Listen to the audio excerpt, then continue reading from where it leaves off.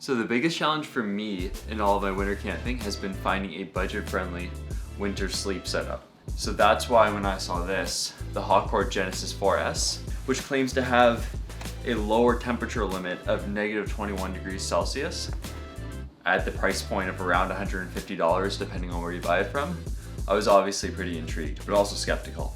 I got back from a winter trip earlier this week where we tested this out, and I have to say I was pretty impressed. Obviously, I don't normally do reviews on this channel, but I couldn't find a ton of information about this online, so I figured after testing it out, I would share what I found and hopefully help you guys make a decision. So all the cons about this thing are pretty obvious. So the first is obviously that it's massive. It's probably going to take up the whole bottom part of your sleeping bag. But that being said, I was still able to fit all my essentials in my pack, plus the camera gear that I bring. So it's doable. You just have to strategize a little bit. I probably wouldn't recommend it for any longer trips, but if you go for 1 or 2 nights at a time like me in the winter, this will do. That being said about the size, I do really like this bag it comes in. You can really crank on these, get it a little bit smaller. Now the other major issue with this, as you can probably imagine with something this big, it's going to be a little heavy. So this weighs about 4 pounds or 2.25 kilograms. So if you care about weight, that is something you are going to want to consider. Just for reference, my good friend Scott, who's been in a couple of my videos, just had a baby, and when he was born, he weighed 8 pounds flat. So in other words, this is literally the equivalent of carrying 2 babies in your backpack.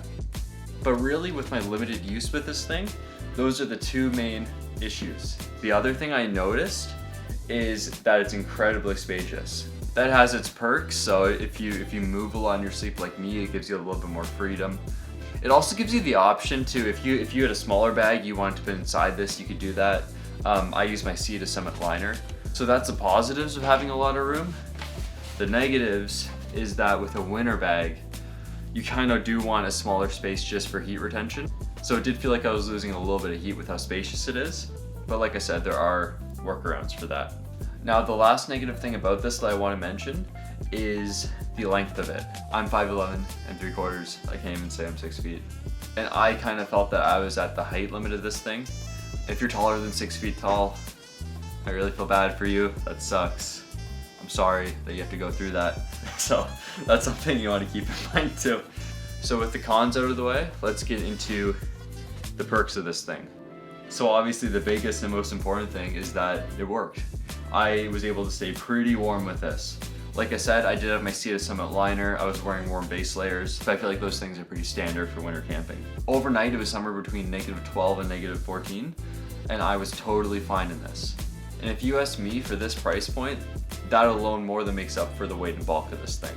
And so this does have a couple other great little features that I like. It has a yoke around the neck, which really helps with keeping the heat in.